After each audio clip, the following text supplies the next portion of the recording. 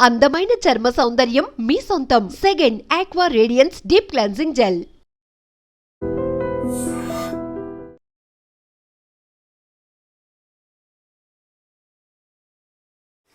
నెల్లూరు జిల్లా వెంకటగిరిలో జరిగిన శ్రీ కావమ్మ తల్లి తిరునాళ్ళలో అపశృతి చోటు చేసుకుంది. పూజారి ఆ తిరునాళ్ళలో అమ్మవారికి దిష్టి తీస్తూ అక్కడే ఆ తిరునాళ్ళ ఉత్సవాల మధ్యలోనే అకస్మాత్తుగా ప్రాణాలు వదిలాడు.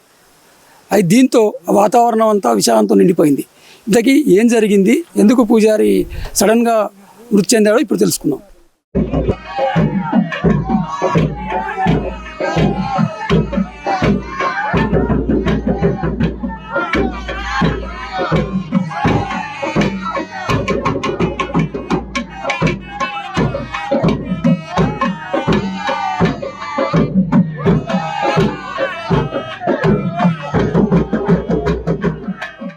ఉమ్మడి నెల్లూరు జిల్లా వెంకటగిరి పట్టణం బెస్తపాలెం వీధిలో శ్రీ కావమ్మ తల్లి ఉత్సవాల్లో అపశృతి చోటు చేసుకుంది. తిరునాళ్ళ రెండవ రోజులో భాగంగా శనివారం రాత్రి అమ్మవారిని పురోహితులు ఊరేగిస్తున్నారు.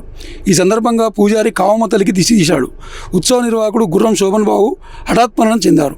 గుమ్మడికాయ దిష్టి తీస్తూ తాండవం చేశారు. అనంతరం అక్కడికక్కడే కుప్పకూలిపోయారు. ఈ విషయం ఆలస్యంగా వెలుగులోకి వచ్చింది.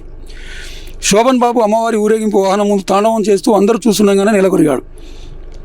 సోషల్ మీడియాలో నిర్వాహకుడు దిష్టితాండం చేస్తున్న వీడియో ఇప్పుడు వైరల్ అవుతుంది. స్థానికులు వెళ్ళి చూసేసరికి స్లో కోల్పోయాడు. భక్తులు ఆయన హుటాహుటిని ఆసుపత్రికి తరలించారు. అప్పటికే శోభన్ బాబు మృతి చెందినట్లు డాక్టర్లు తెలిపారు.